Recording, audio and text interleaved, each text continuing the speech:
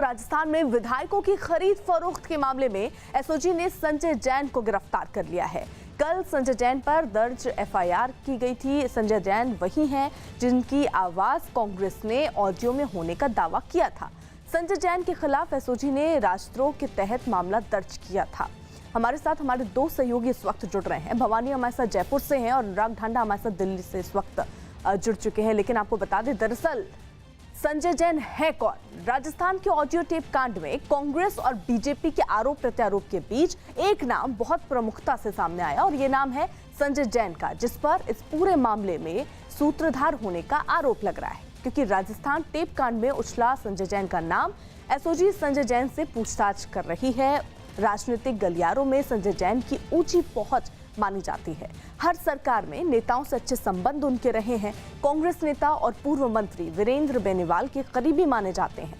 पूर्व डीजीपी हरीश मीणा से भी संजय जैन के संबंध हैं।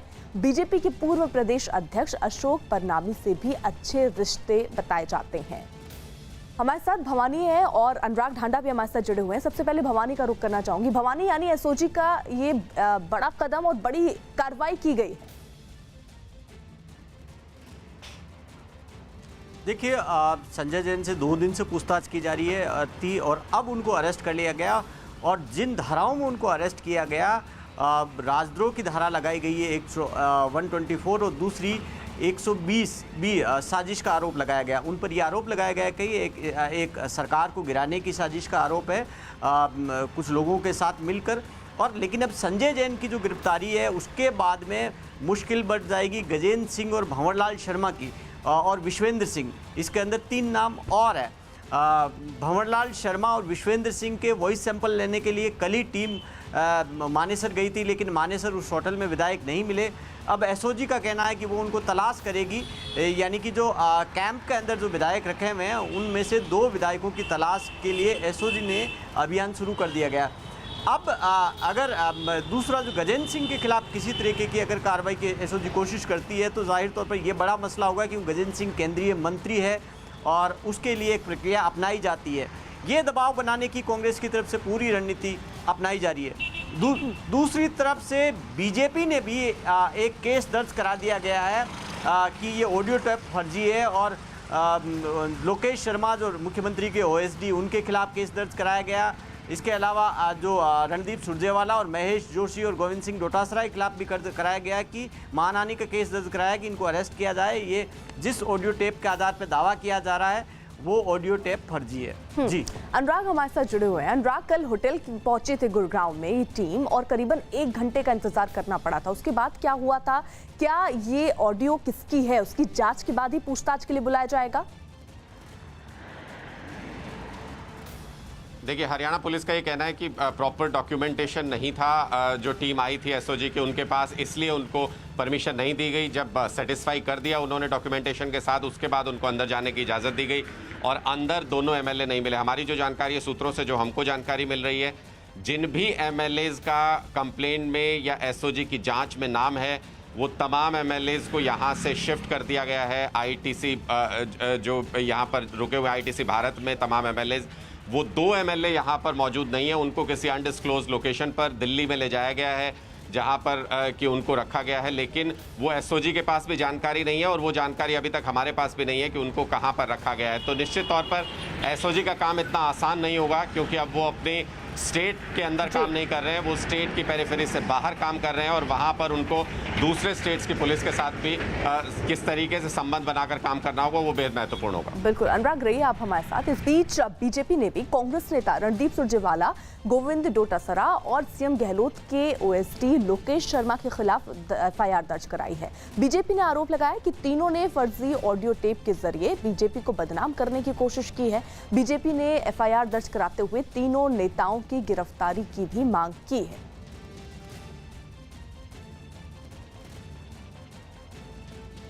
कांग्रेस पार्टी के द्वारा भारतीय जनता पार्टी के नेताओं और कार्यकर्ताओं को बदनाम करने के लिए राजस्थान में एक अभियान चलाया जा रहा है और उसी के तहत कल मुख्यमंत्री हाउस में जो उनके ओएसडी मुख्यमंत्री जी के लोकेश शर्मा ने एक ऑडियो टेप जारी किया, जिसमें उनका दावा था कि भारतीय जनता पार्टी के नेताओं की आवाज है और उसमें भारतीय जनता पार्टी के नेताओं को एक गलत रूप में पेश करने की उन्होंने कोशिश की, जबकि सच ये था कि वह उनके द्वारा ही रचा हुआ एक षड्यंत्र था।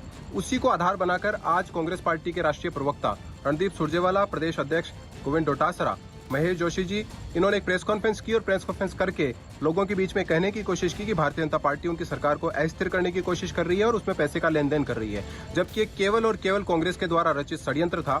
इससे भारतीय जनता पार्टी की मानहानि हुई, भारतीय जनता पार्टी के नेताओं की मानहानि हुई और जो कार्यकर्ता है भारतीय जनता पार्टी के, उनमें एक निराशा हुई। इसी को लेकर हमने आज एक मुकदमा दर्ज कराया कांग्रेस पार्टी के नेता रणदीप सुरजेवाला, गोविंद डोटासरा, महेश जोशी और लोकेश शर्मा के खिलाफ जयपुर के अशोकनगर थाने में, और हमने इस बात की मांग की है कि इन लोगों के खिलाफ कार्रवाई की जाए, इनको गिरफ्तार किया जाए। यानी भवानी, ये एफआईआर अब बीजेपी की तरफ से मानहानि को लेकर दायर कर दिया गया है और इसमें क्या क्या बातें कही गई और किनके किनके नाम है इस एफआईआर में? देखिए, बीजेपी ने एफआईआर तब उसके बाद में कराई जब कल सुबह जब कांग्रेस ने जो ऑडियो टेप जारी किया और गोविंद सिंह डोटासरा जो राजस्थान पीसीसी के अध्यक्ष है, रणदीप सिंह सुरजेवाला जो ऑब्जर्वर है और लोकेश शर्मा ओएसडी है मुख्यमंत्री के, और चौथे हैं महेश जोशी इस मामले में जो एसओजी को लगातार शिकायत कर रहे हैं। इन चारों के खिलाफ जयपुर के ज्योतिनगर थाना के अंदर केस अब दर्ज करा दिया गया है और आरोप ये लगाया गया है कि फर्जी ऑडियो टेप तैयार किए गए, उसमें उनके बीजेपी के नेताओं का जिनका नाम लिया गया उनकी आवाज़ नहीं है और उनको बदनाम करने की कोशिश की गई। आरोप ये लगाया गया कि बीजेपी की छवि को पूरे देश में बदनाम करने की ये साजिश है, इसलिए इनके खिलाफ कार्रवाई की जाए, गिरफ्तार की जाए। अर्पिता, ये पूरी जो सियासत है, आप देखिए कि पहले कांग्रेस की कोशिश होगी कि किसी तरीके से बीजेपी को इस पूरे मामले में ये जोड़ा जाए कि सचिन पायलट के साथ बीजेपी मिली हुई है और सरकार गिराने की साजिश में इन्वॉल्व है। पहले पॉलिटिकल आरोप लग रहे थे और जैसे ही आरोप लगते हैं तो कांग्रेस की कोशिश होगी कि बीजेपी पर दबाव आएगा और वो सचिन पायलट से पीछे हटेगी तो कांग्रेस का काम यहाँ पर आसान हो जाएगा। और भवानी रहिए आप हमारे साथ, भवानी आप रहिए हमारे साथ, अनुराग भी बने हुए हैं हमारे साथ। राजस्थान में जारी सियासी घमासान के बीच खबर यह भी है कि बीजेपी नेता और पूर्व मुख्यमंत्री वसुंधरा राजे की इस पूरे मामले पर चुप्पी ने गहलोत सरकार को गिरने से बचा लिया। जानकारी के मुताबिक कांग्रेस के बाकी नेता सचिन पायलट को समर्थन देने पर बीजेपी आलाकमान और राज्य के नेताओं ने मन भी बना लिया था और फैसला इस बात पर होना था कि पायलट को बीजेपी में शामिल कराकर सीएम बनाया जाए या फिर पायलट की अलग पार्टी बनाने पर बीजेपी उसे बाहर से समर्थन देकर सरकार बनाने में मदद करे। लेकिन इस रणनीति को अंजाम देने के लिए बीजेपी को वसुंधरा राजे की सख्त जरूरत थी, क्योंकि माना यह जा रहा है कि पार्टी के 72 विधायकों में 45 उनके साथ खड़े हैं। लेकिन इस बीच वसुंधरा ने लगातार चुप्पी साधे रखी, ना तो वो धौलपुर से जयपुर या दिल्ली आई और ना ही उन्होंने कोई बयान ही दिया। ऐसे में बीजेपी को बैकफुट पर आना पड़ा और इस रणनीति को छोड़ना पड़ा। कयास इस बात के भी लगाए जा रहे हैं कि वसुंधरा और गहलोत में नजदीकी है, क्योंकि हाईकोर्ट के आदेश के बावजूद गहलोत ने वसुंधरा से अब तक उनका सरकारी बंगला खाली नहीं करवाया है। खबर यह भी कि वसुंधरा राजे खुद को किनारे किए जाने के अंदेशे से ही अब तक खामोश रही। हालांकि बीजेपी ने दावा किया कि वो पार्टी से दूर नहीं है। उन्होंने कहा विदा मैं सावन का जो महीना है वो कर रही हूँ, आपको लगे तो आप मुझे जिस समय करोगे मैं 2.5 घंटे 3 घंटे में आपकी उस बैठक में पहुँच जाऊँगी। भवानी हमारे साथ जुड़े हुए, अनुराग भी हमारे साथ जुड़े हुए। भवानी, यानी ये वसुंधरा राजे ने पूरा पासा बीजेपी का क्या पलट के रख दिया? देखिए, वसुंधरा राजे राजस्थान की 2 बार की मुख्यमंत्री रही हुई है, राजस्थान में बीजेपी का सबसे बड़ा चेहरा है और जो विधायकों को टिकट दिए गए थे जो जीत कर आए वो जाहिर तौर पर टिकट उन्होंने बांटे, ज़्यादातर तो उनके समर्थक है। और वसुंधरा राजे के बिना राजस्थान के अंदर बीजेपी के किसी बड़ी स्टेप की कल्पना करना आसान नहीं है। और वसुंधरा राजे की तब से ये एपिसोड शुरू हुआ तब से लेकर अब तक बिल्कुल चुप है। ट्विटर पर वसुंधरा राजे एक्टिव है लेकिन एक ट्वीट इस मसले पर नहीं किया उन्होंने कोई बयान जारी किया। वो धौलपुर के अंदर है। यहाँ पर हम देखते रहे कि बीजेपी लगातार जयपुर में मीटिंगें करती रही कि वसुंधरा राजे आज आ रही है, कल वाली मीटिंग में आएगी, परसों की मीटिंग में आई, लेकिन नहीं आई। और वसुंधरा राजे के नहीं आने की वजह से ही अब मीटिंग्स को ऑफिशियल कहने का टैग भी हटा दिया गया। तो बीजेपी यहाँ पर राजस्थान के अंदर भारी कन्फ्यूज़न के अंदर है। आरोप भी लगाए जा रहे हैं। हनुमान बेनीवाल ने आरोप लगाया कि वसुंधरा राजे और अशोक गहलोत मिले हुए हैं। कई सचिन पायलट की ओर से कहा गया कि वसुंधरा राजे ने कि किस तरीके से अशोक गहलोत ने हेल्प बिल्कुल, यानी सही बात आप कह रहे हैं अनुराग। वसुंधरा राजे तो पहले भी ऐसे आरोप लगते रहे थे कि वो हमेशा अपनी ही, यानी कोई भी फैसला लेने के टाइम पे वो खुद की सोचती हैं। तो जब सचिन पायलट की बात छिड़ी तो क्या जो बीजेपी है, बीजेपी के बड़े नेता हैं, उन्होंने ये नहीं सोचा कि वसुंधरा राजे को भी पहले पाले में कर लिया जाए? नहीं, बाद में कुछ ऐसी स्थिति हो सकती है जिसकी खबरें आ रही हैं सामने। देखिए, मुझे लगता है कि बीजेपी से ज़्यादा तो ये सचिन पायलट को सोचना चाहिए था जब इस पूरी योजना पर वो काम कर रहे थे, या उनका मन था ऐसा कि वो अपने कुछ विधायकों के साथ सरकार को ब्लैकमेल कर लेंगे या सरकार को गिरा देंगे। तो ये कैलकुलेशन सचिन पायलट को करनी चाहिए थी कि अगर वो बीजेपी के भरोसे हैं तो क्या वसुंधरा राजे का साथ उनके साथ है, क्योंकि पहले भी ये देखने को मिल चुका है कि केंद्रीय नेतृत्व की कुछ मर्जी होने के बावजूद वसुंधरा राजे को दरकिनार करना पॉसिबल नहीं हो पाता है राजस्थान में बीजेपी के लिए। और वही स्थिति अब बन रही है, क्योंकि लगातार जिस तरीके से ये सचिन पायलट गुट के अलग होने के बावजूद, 20-25 विधायकों के अलग होने के बावजूद बीजेपी पूरी तरह से यानी यहाँ कॉन्फिडेंट ये सवाल जरूर उठ रहा है कि सचिन पायलट की जो प्लानिंग हुई है अगर, तो क्या उसमें कहीं खामी रह गई? क्योंकि 30 विधायक का दावा वो कर रहे थे, वो भी उनके पास नहीं जुट पाया। तो क्या और ज्यादा प्रमुखता से प्रबल होकर उनको सामने आने की जरूरत थी क्या? आप सभी बने रहिए। वहीं मध्य प्रदेश में कांग्रेस की एक और विधायक सुमित्रा देवी विधानसभा और पार्टी से इस्तीफा देने के कुछ ही घंटों के बाद बीजेपी में शामिल हो गई। खुद राज्य के मुख्यमंत्री शिवराज सिंह चौहान ने उन्हें अंग वस्त्र पहनाकर पार्टी की सदस्यता दिलाई और उनका स्वागत किया। पार्टी में शामिल होने के बाद सुमित्रा देवी ने मुख्यमंत्री के पैर भी छुए। इस दौरान वहां मौजूद कई दूसरे नेताओं ने भी उन्हें अंगवस्त्र पहनाए और पार्टी में शामिल होने पर बधाई दी।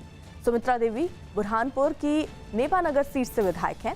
एक हफ्ते के अंदर कांग्रेस के लिए ये दूसरा बड़ा झटका है। इससे पहले प्रद्युमन सिंह लोधी भी पार्टी से इस्तीफा देकर बीजेपी में शामिल हो चुके हैं।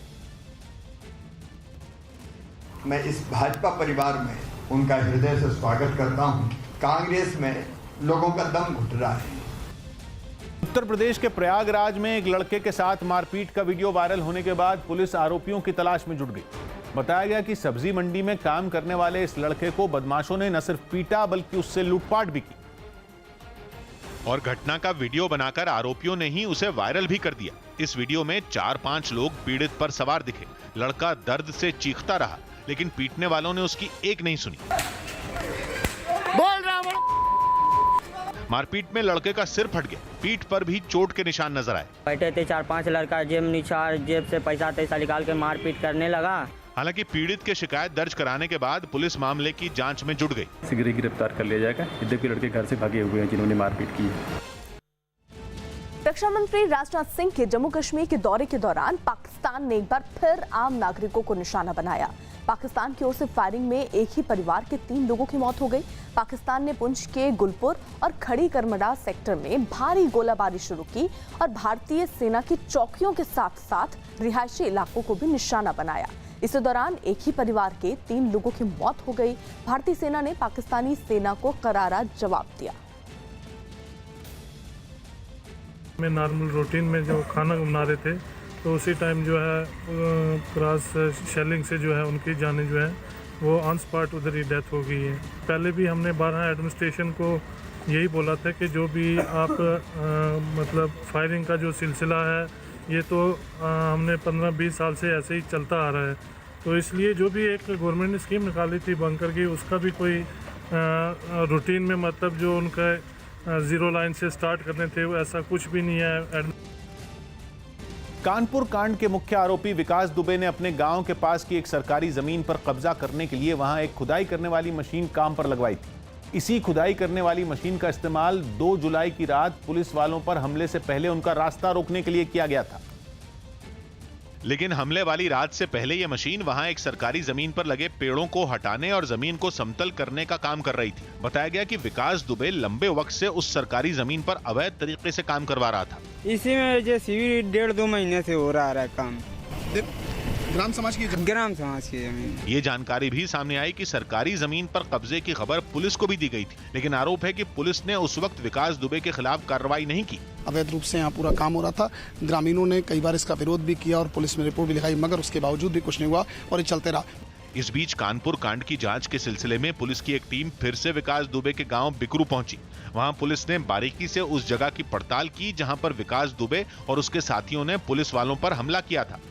इस बीच कानपुर पुलिस ने 2 जुलाई की रात को रास्ता रोकने के लिए इस्तेमाल की गई खुदाई करने वाली मशीन के ऑपरेटर को भी गिरफ्तार कर लिया। गिरफ्त में आने के बाद न्यूज 18 के कैमरे पर आरोपी ने बताया कि विकास दुबे के कहने पर ही वो सरकारी जमीन से खुदाई करने वाली मशीन लेकर बिकरू गांव पहुंचा था। जब गाड़ी साइड में खड़ी करने लगा तो बोलते हैं बीच रास्ते में ऐसे लगा दो, गाड़ी रास्ता जाम कर दो। तो मैं बोलता हूँ क्यों, तो रात है, क्या दिक्कत है? बोलता मैं जितना बोल रहा हूँ उतना करो, ज़्यादा बकवास करने की ज़रूरत नहीं है। वहीं विकास दुबे एनकाउंटर मामले में उत्तर प्रदेश पुलिस ने सुप्रीम कोर्ट में हलफनामा दायर कर दिया। पुलिस ने अपने जवाब में कोर्ट को बताया कि विकास दुबे का एनकाउंटर सही था। पुलिस ने कोर्ट में यह भी कहा कि विकास दुबे पुलिस कर्मियों को जान से मारकर भागने की फिराक में था और दावा है कि जब उसने ऐसा करने की कोशिश की तो आत्मरक्षा में पुलिस की तरफ से कार्रवाई की गई, जिसमें विकास दुबे मारा गया। पुलिस ने कोर्ट से इस मामले में किसी तरह का कोई आदेश नहीं देने की भी अपील की और कहा कि उसकी तरफ से इस पूरे मामले की जांच के लिए पहले ही न्यायिक आयोग का गठन किया जा चुका है। अब पुलिस के हलफनामे के बाद सुप्रीम कोर्ट 20 जुलाई को इस मामले में सुनवाई करेगी। सुरक्षा परिषद में भारत को सदस्यता मिलने के बाद पहली बार प्रधानमंत्री नरेंद्र मोदी ने संयुक्त राष्ट्र की किसी बैठक में भाषण दिया। संयुक्त राष्ट्र के मंच से उन्होंने भारत को आत्मनिर्भर बनाने की बात कही। We have put forward a vision of Atmanirbhar Bharat, a self-reliant and resilient India, integrated with the global economy. यही नहीं, प्रधानमंत्री ने संयुक्त राष्ट्र की आर्थिक और सामाजिक परिषद की बैठक में सुधारों की जरूरत पर भी जोर दिया। उन्होंने बताया कि कोरोना संकट के बाद संयुक्त राष्ट्र में सुधार किए जाने की जरूरी है। Multilateralism needs to represent the reality of the contemporary world. Only reform multilateralism with a reform United Nations as its center can meet the aspirations of humanity. Chhattisgarh के बेमेतरा में कांग्रेस नेता और नवागढ़ से विधायक गुरुदयाल बंजारे के स्वागत में लोगों ने कोरोना से बचाव के लिए बनाए गए नियमों को ताक पर रख दिया।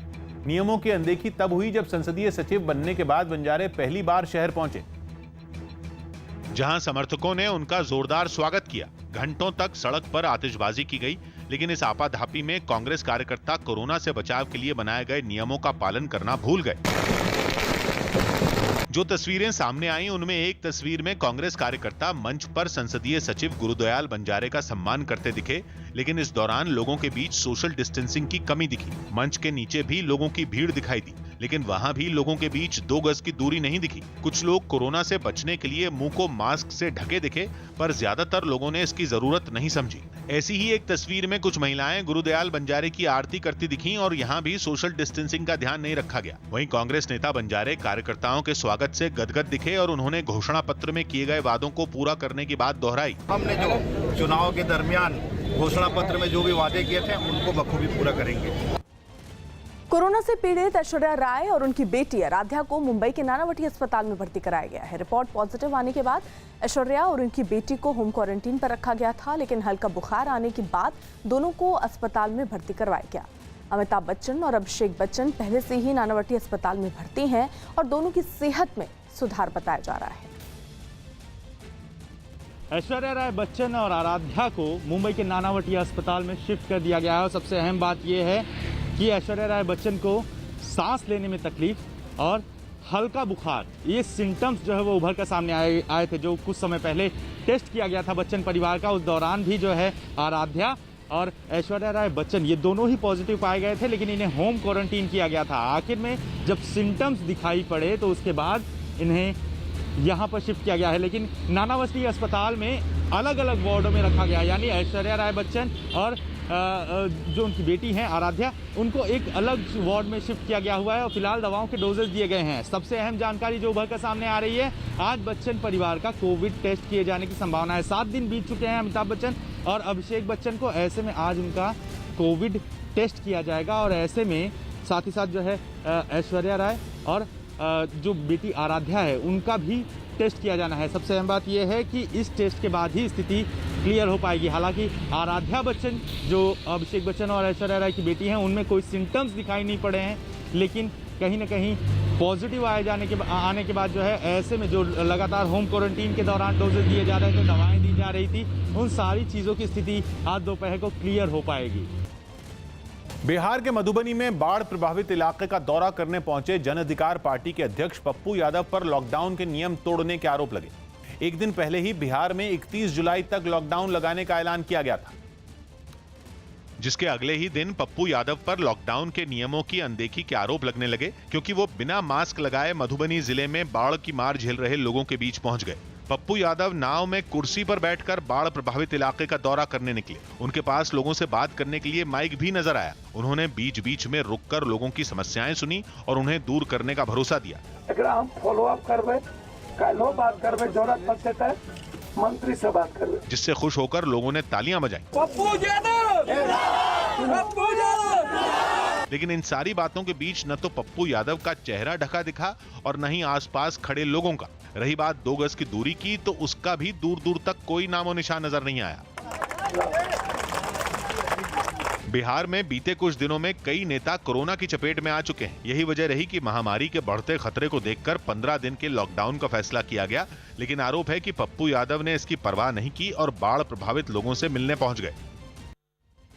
पीएम मोदी 5 अगस्त को अयोध्या में राम मंदिर निर्माण के लिए भूमि पूजन कर सकते हैं। सूत्रों के मुताबिक अगस्त को पीएम मोदी अयोध्या में राम मंदिर का शिलान्यास कर सकते हैं। आज दोपहर 3 बजे अयोध्या में राम मंदिर तीर्थ ट्रस्ट क्षेत्र की बैठक होनी है। बताया जा रहा है कि इसी बैठक में अगस्त में मंदिर की भूमि पूजन और इसके लिए पीएम मोदी को न्योता भेजे जाने पर फैसला हो सकता है। ट्रस्ट के महासचिव चंपत राय ने उम्मीद जताई है कि पीएम मोदी मंदिर शिलान्यास के न्योते को मान लेंगे और अयोध्या आकर राम मंदिर का भूमि पूजन करेंगे।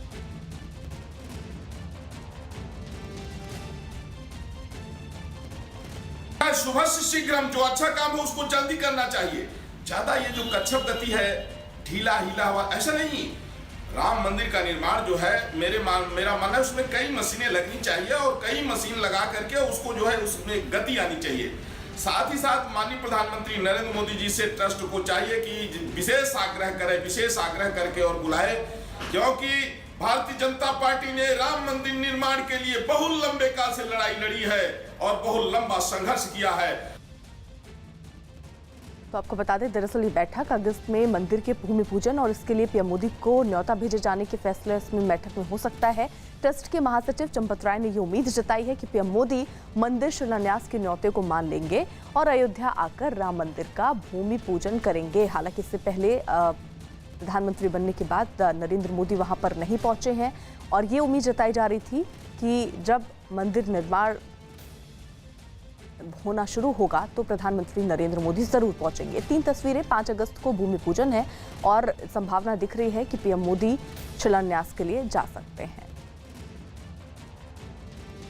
भारी बारिश और बाढ़ की वजह से चीन में करीब 150 लोगों की मौत हो गई, जबकि लाखों लोग बेघर हुए हैं। जून से ही दक्षिण पूर्वी चीन के ज्यादातर इलाके भीषण बाढ़ की चपेट में और वहां हालात लगातार बिगड़ते जा रहे हैं। इन इलाकों में बहने वाली ज्यादातर नदियां उफान पर हैं, जिन्होंने रिहायशी इलाकों को अपनी चपेट में ले लिया। चोंगचिंग से बाढ़ की डराने वाली तस्वीरें सामने आईं। एक वीडियो में सड़क का बड़ा हिस्सा पानी में समाता दिखा। बाढ़ की चपेट में आकर सड़क पूरी तरह बर्बाद हो गई। इसी तरह नदी ने एक फैक्ट्री को भी अपनी चपेट में ले लिया। भारी बारिश की वजह से चीन की सबसे बड़ी नदी यांगसी लगातार खतरे के निशान से ऊपर बह रही है। इसका असर नदी के किनारे बसे कई प्रांतों पर साफ नजर आया। हूबे प्रांत में तो नदी का पानी रिहायशी इलाकों में घुस गया। हर तरफ पानी ही पानी नजर आने लगा। नदी के किनारे एक बंदरगाह में भी पानी घुस गया। कई इलाकों में तो सड़कों पर नाव चलाने की नौबत आ गई। कुछ यही हाल जियांगशी प्रांत में भी दिखा, जहां बाढ़ की वजह से कई इलाकों का संपर्क कट गया। वहां हजारों लोग बाढ़ में फंस गए, जिनकी मदद के लिए सेना को तैनात करना पड़ा। कई लोगों को हेलीकॉप्टर की मदद से निकाला गया, जबकि कईयों को नावों की मदद से बचाया गया। दिल्ली के एक अस्पताल में भर्ती 1 महीने के बच्चे के लिए रोजाना लेह से उसकी मां का दूध पहुंचाया जा रहा है।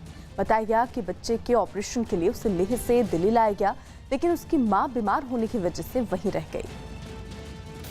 जिसके बाद रोजाना उस बच्चे के लिए मां का दूध लेह से दिल्ली पहुंचाया जा रहा है। बताया जा रहा है कि लेह एयरपोर्ट पर नौकरी करने वाले बच्चे के पिता के दोस्तों की वजह से ये संभव हो सका, जिनकी मदद से हर दिन विमान से दूध दिल्ली लाया जाता है, जहां बच्चे के पिता उसे लेकर अस्पताल पहुंचते हैं। इस दौरान दूध को अच्छी तरीके से एक डिब्बे में रखा जाता है ताकि वो खराब ना हो सके। बच्चे की माँ है वो यहाँ नहीं आ सकती, तो कोरोना वजह है।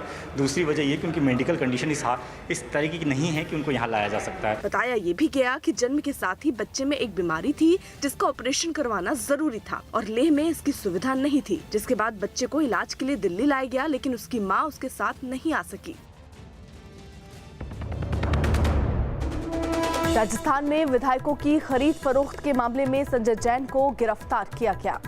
राजस्थान में बीजेपी ने कांग्रेस नेता रणदीप सुरजेवाला और गोविंद सिंह के खिलाफ मानहानि का केस किया। बीजेपी नेता गुलाब चंद कटारिया के मुताबिक वसुंधरा राजे को जब भी बुलाया जाएगा वो 3 घंटे में आ जाएंगी। खबर है कि 5 अगस्त को प्रधानमंत्री नरेंद्र मोदी अयोध्या में राम मंदिर का शिलान्यास कर सकते हैं। शोपियां में 4 आतंकी ढेर, 24 घंटे में 7 आतंकी मारे गए। पीएम मोदी ने कहा कि भारत ने कोरोना की लड़ाई को जन आंदोलन बनाया, साथ ही उन्होंने यूएन के पुनर्गठन की सलाह दी। लद्दाख और जम्मू कश्मीर दौरे के दूसरे दिन रक्षा मंत्री राजनाथ सिंह आज अमरनाथ जा सकते हैं। राहुल गांधी ने असम बाढ़ में कांग्रेस कार्यकर्ताओं से लोगों की मदद करने के लिए कहा। वंदे भारत मिशन के तहत स्वदेश लौटने वालों की संख्या 7 लाख के पार हो गई। कोरोना से पीड़ित ऐश्वर्या राय बच्चन और उनकी बेटी आराध्या को मुंबई के नानावटी अस्पताल में भर्ती कराया गया है। अंडमान और निकोबार में फिर भूकंप के झटके महसूस किए गए। पाकिस्तान की ओर से गोलाबारी में पुंछ में एक ही परिवार के 3 लोगों की मौत हो गई। नेपाल का पुरातत्व विभाग राम पर पीएम ओली के बेतुके दावे को सही साबित करने में जुटा। उत्तर प्रदेश में पिछले 24 घंटे में कोरोना के 1733 केस सामने आए।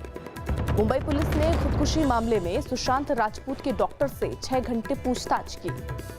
यूरोपीय अंतरिक्ष एजेंसी के एक अंतरिक्ष यान से सूरज की अब तक की सबसे नजदीकी तस्वीर लेने का दावा किया गया। शिव नाडर के इस्तीफा के बाद उनकी बेटी रोशनी नाडर को HCL का चेयरपर्सन बनाया गया।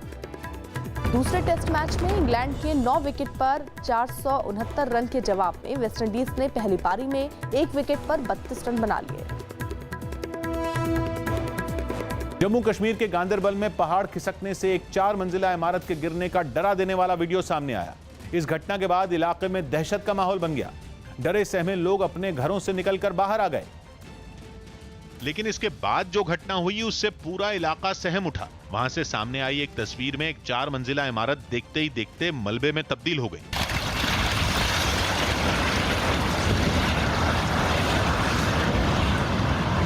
कुदरत के गुस्से ने कुछ ही सेकंड में पूरी इमारत को जमींदोज कर दिया।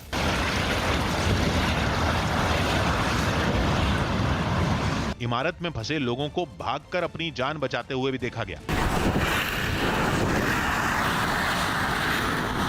इमारत में 20 से ज्यादा दुकानें थीं और कई परिवार भी उसमें रहते थे जो हादसे की चपेट में आने से बाल बाल बच गए। इस घटना के बाद श्रीनगर लेह हाईवे ठप हो गया, जिससे वहां लंबा जाम लग गया। हालांकि मलबा हटाने के लिए प्रशासन की तरफ से युद्ध स्तर पर काम किया गया। मुंबई के एक अस्पताल में शिवसेना नेता नितिन नंदगावकर ने जमकर हंगामा किया। आरोप है कि एक आदमी का शव उसके घर वालों को देने के लिए अस्पताल प्रशासन ज्यादा पैसों की मांग कर रहा था, जिसकी खबर मिलने के बाद शिवसेना के नेता अपने समर्थकों के साथ अस्पताल पहुंच गए, जहां उन्होंने जमकर हंगामा किया। अस्पताल के कर्मचारियों के साथ उन्होंने वहां के अधिकारियों पर भी अपनी भड़ास निकाली।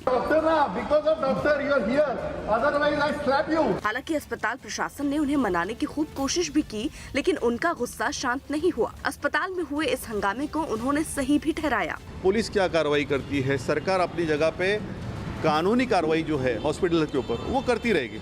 मेरा फर्ज बनता है शिव सैनिक के नाते वो मैं पहले अदा करूंगा। बताया गया कि अस्पताल में कोरोना का इलाज करा रहे एक आदमी की मौत हो गई थी, लेकिन जब घर वाले उसके शव को ले जाने लगे तो अस्पताल कर्मचारियों ने उन्हें ज्यादा पैसों के लिए रोक दिया था।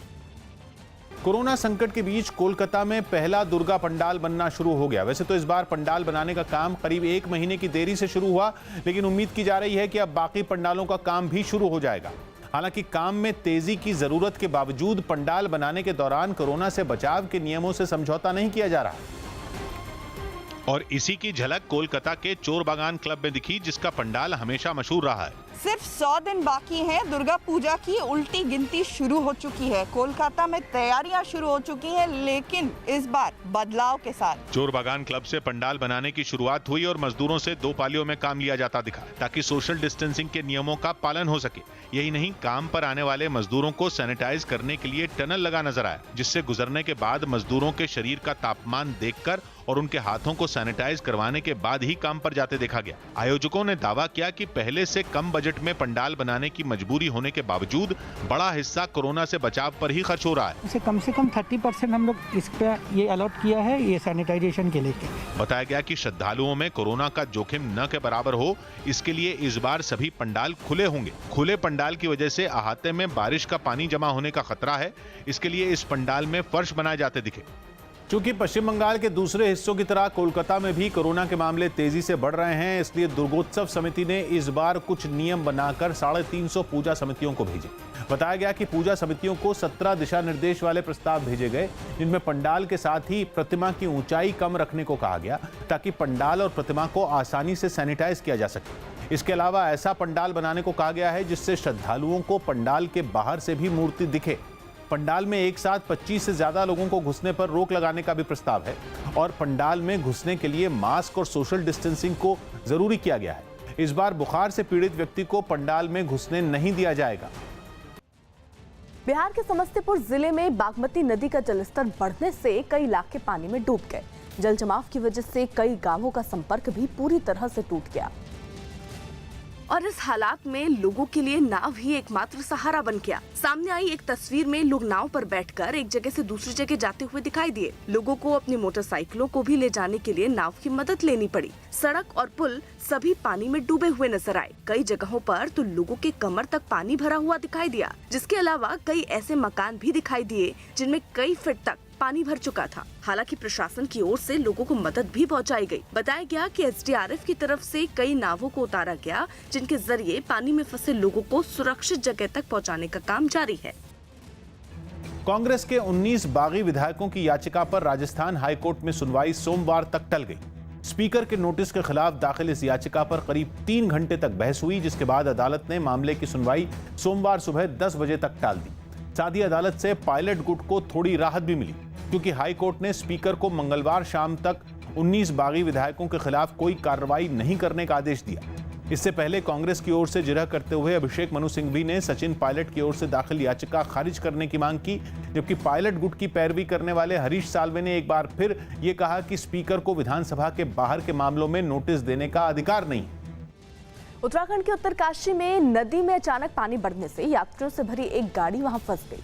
बताया गया कि बारिश की वजह से सड़क बंद होने के बाद ये लोग नदी पार कर दूसरी तरफ जाने की कोशिश में थे, लेकिन अचानक पानी बढ़ने से गाड़ी समेत करीब 8 से 10 लोग वहीं फंस गए और मदद का इंतजार करने लगे। नदी में फंसे यात्रियों को देख आसपास के कई लोग वहां पहुंच गए, लेकिन नदी का बहाव इतना तेज था कि उसे पार कर यात्रियों तक पहुंच।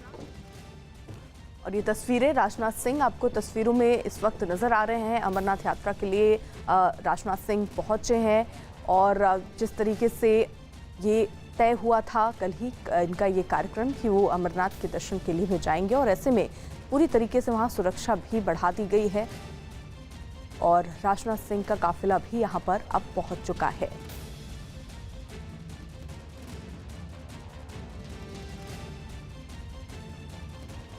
तो राजनाथ सिंह यहाँ तस्वीरों में आपको नजर आ रहे होंगे। हालांकि सुरक्षा भी वहां पर बढ़ाई गई है। अमरनाथ यात्रा के लिए पहुंचे हैं राजनाथ सिंह। कल ही ये जानकारी मिल रही थी कि वो अमरनाथ दर्शन के लिए भी पहुंच सकते हैं और ऐसे में वो अमरनाथ इस वक्त पहुंच भी चुके हैं और अब से थोड़ी ही देर में वो दर्शन भी करेंगे। और इससे पहले भी जब वो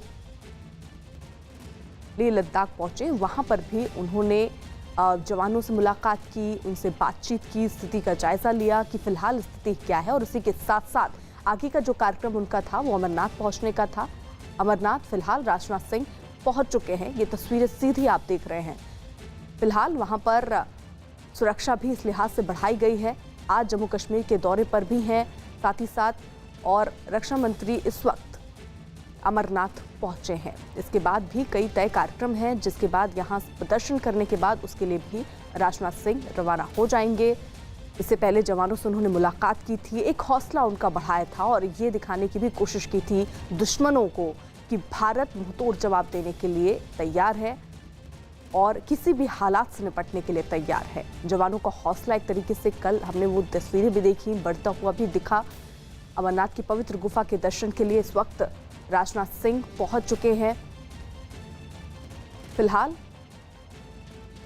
वो धीरे धीरे आगे बढ़ते हुए भी नजर आ रहे हैं। फिलहाल वो वहां पर सुरक्षा का जायजा लेते हुए भी नजर आ रहे हैं, बड़ी ही बारीकियों के साथ। और इससे पहले जब वो जवानों से मिले थे, उस वक्त भी वो सुरक्षा का जायजा लेते हुए नजर आए थे और ये पूछते हुए भी नजर आए थे कि आखिरकार फिलहाल स्थिति क्या है, और हर मोर्चे के लिए तैयार रहने के लिए भी कहा था कल राजनाथ सिंह ने। फिलहाल अमरनाथ पहुंच चुके हैं। आज जम्मू कश्मीर के दौरे पर हैं राजनाथ सिंह और इसी के तहत अमरनाथ इस वक्त पहुंचे हैं। अब से थोड़ी ही देर में पवित्र गुफा के दर्शन करेंगे राजनाथ सिंह। फिलहाल वो यहाँ आपको बैठे हुए नजर आ रहे होंगे। अमरनाथ पहुंचे हैं और उसके बाद कुछ ही देर में दर्शन भी करेंगे।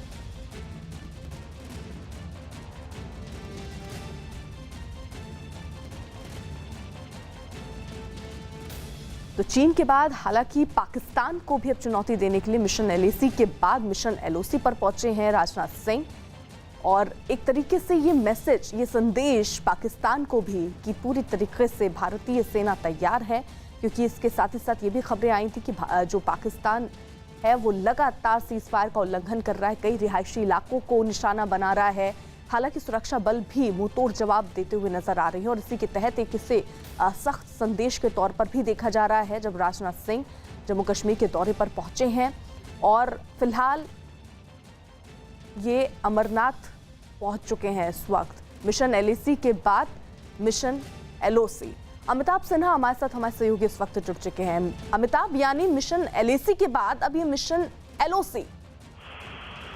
बिल्कुल, लाइन ऑफ कंट्रोल के भीतर ये अमरनाथ यात्रा काफी पावन यात्रा है। बाबा बर्फानी के दर्शन के लिए देश भर से लोग आते हैं और श्रीनगर पहुंचकर राजनाथ सिंह इस यात्रा की समीक्षा भी करने वाले हैं। उसके पहले अगर वो बाबा बर्फानी के दर्शन करने जाते हैं तो देश की जनता को भी संदेश जाएगा और पूरे देश को ये संदेश जाएगा कि कम से कम यात्रा की सुरक्षा के लिए सरकार पुख्ता इंतजाम कर रही है और खुद रक्षा मंत्री वहां जाकर दर्शन कर रहे हैं। तो सबसे पहला संदेश तो यही जाएगा कि सुरक्षा व्यवस्था चौक चौबंद है। और दूसरी बात मैं बता दूं, बाबा बर्फानी के दर्शन रक्षा मंत्री राजनाथ सिंह करते रहे हैं। इस बार अपने पहले भी 2 बार बतौर मंत्री वहां जा चुके हैं और इस बार ये उनका तीसरा दौरा है बाबा बर्फानी के दर्शन का। और मुझे लगता है वहां से लौटने के बाद पूरे अमरनाथ यात्रा की समीक्षा भी करेंगे, वहां के एलजी और वहां के जितने सुरक्षा बल के जो प्रमुख है उनके साथ बैठकर उस पूरे यात्रा की सुरक्षा भी करेंगे। लेकिन ये बाबा बर्फानी का दर्शन काफी पावन है और काफी देश भर से दर्शनार्थी और जो श्रद्धालु हैं वो यहाँ आने के लिए तैयार और बेताब रहते हैं। बिल्कुल, यानी अमिताभ, जिस तरीके से आप बता रहे हैं कि एक मैसेज उन श्रद्धालुओं को भी जो यहाँ पहुँचने वाले हैं दर्शन के लिए कि पूरी तरीके से सुरक्षा के चाक चौबंद व्यवस्था इंतजाम यहाँ पर किया गया है। राजनाथ सिंह जम्मू कश्मीर के दौरे पर और सबसे पहले अमरनाथ यहाँ पहुँचकर बाबा बर्फानी के दर्शन करने के लिए इस वक्त वो पहुँचे हैं। कुछ ही देर में दर्शन करने के लिए भी राजनाथ सिंह पहुँचेंगे।